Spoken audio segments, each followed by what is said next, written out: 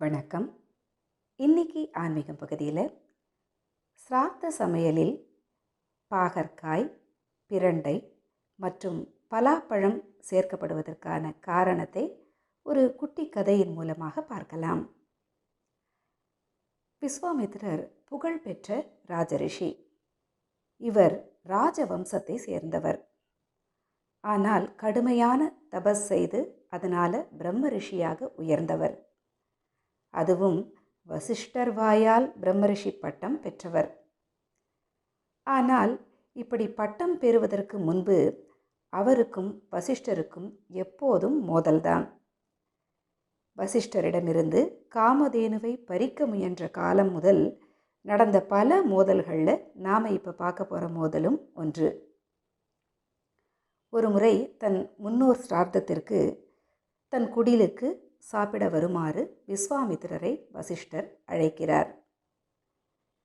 அதற்கென்ன வந்தா போச்சு, ஆனால் 1008 வகை காய்கறி செய்து படைக்க வேண்டும் என்றார் விஸ்வாமித்திரர். உலகத்தில் 1008 வகையான காய்கறிகள் உண்டா? அப்படியே இருந்தாலும் இத்தனை காய்கறிகளையும் சமைத்து யாராவது உணவு படைக்க முடியுமா? அப்படியே சமைத்து போட்டாலும் அதை சாப்பிடத்தான் யாரால் முடியும்? விஸ்வாமித்திரர் தன்னை வேண்டுமென்றே சிக்கலில் மாட்டி வைக்கவோ அல்லது அவமானப்படுத்தவோ தான் இப்படி செய்கிறார் என்பது வசிஷ்டருக்கு புரிந்தது. இருந்த போதிலும் விட்டு கொடுக்காம, ஆஹா, அதனால் என்ன, 1008 வகை கரியமுது வேண்டுமா? அருந்ததியிடம் சொல்லி சமைக்கும்படி சொல்கிறேன் என்றார்.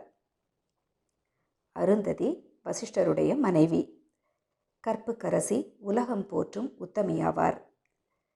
இவரின் பொருட்டே திருமண வைபவங்களில் அம்மி மிதித்து அருந்ததி பார்த்தல், அதாவது அருந்ததி நட்சத்திரத்தை பார்ப்பது என்ற ஒரு சடங்கு இன்றும் பின்பற்றப்பட்டு வருகிறது. வசிஷ்டரும் அருந்ததியும் இணை பிரியாமல் இருப்பது போல நீங்கள் இருவரும் இணை பிரியாமல் வாழுங்கள் என்று புரோகிதர்களும் மணமக்களை வாழ்த்துவார்கள். சரி, கதைக்கு வருவோம். சிரார்த்த நாளும் வந்தது. விஸ்வாமித்திரர் சாப்பிடுவதற்கு இலை முன் வந்து அமர்ந்தார். பாகற்காய் கறி, பலாப்பழம், பிரண்டை துவையல் இவைகளோடு ஒரு வாழை இலையில் எவ்வளவு காய்கறிகள் படைக்க முடியுமோ அவ்வளவு மட்டும்தான் இலையில் இருந்தன. 1008 காய்கறிகள் இல்லை. உடனே விஸ்வாமித்திரர் கோபத்தோடு, என்ன இது, 1008 வகை காய்கள் எங்கே என்று வசிஷ்டரை கேட்டார். அவரோ, நான் அருந்ததியிடம் சொல்லிட்டேன், அவளையே கேட்டுக்கொள்ளுங்கள் என்றார். இவர்களுடைய பேச்சை கேட்டுக்கொண்டிருந்த உலகம் போற்றும் உத்தமி அருந்ததி தானே முன்வந்து ஒரு ஸ்லோகத்தை கூறிவிட்டு, இதுதானே சிரார்த்த கால விதி, இது உங்களுக்கு தெரிந்திருக்குமே என்றாள் விஸ்வாமித்திரரிடம்.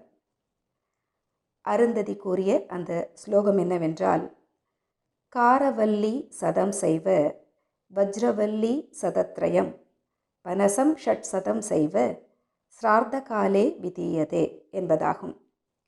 இதற்கு என்ன அர்த்தம் என்னவென்றால், ஒரு சிரார்த்த திதி என்று சமைக்கப்படுகின்ற சமையலில் பாகற்காய் கறி 100 காய்கறிகளுக்கு சமம், பிரண்டை துவையல் 300 காய்களுக்கு சமம், பலாப்பழம் 600 காய்களுக்கு சமம் என்று பாடல் கூறுகிறது. 1000 காய்களாயிற்றா? மீதி இலையில் எண்ணி பாருங்கள், 8 காய்கறிகள் வைத்திருக்கிறேன், ஆக மொத்தம் 1008 என்றாள் அருந்ததி. விஸ்வாமித்திரர் வாயடைத்து போனார். பேசாமல் சாப்பிட்டு விட்டு வசிஷ்டரையும் அருந்ததியையும் வாழ்த்தி விட்டு அவ்விடம் விட்டு கிளம்பி சென்றார் விஸ்வாமித்திரர். மீண்டும் மற்றொரு சுவையான தகவலுடன் சந்திக்கிறேன். நன்றி.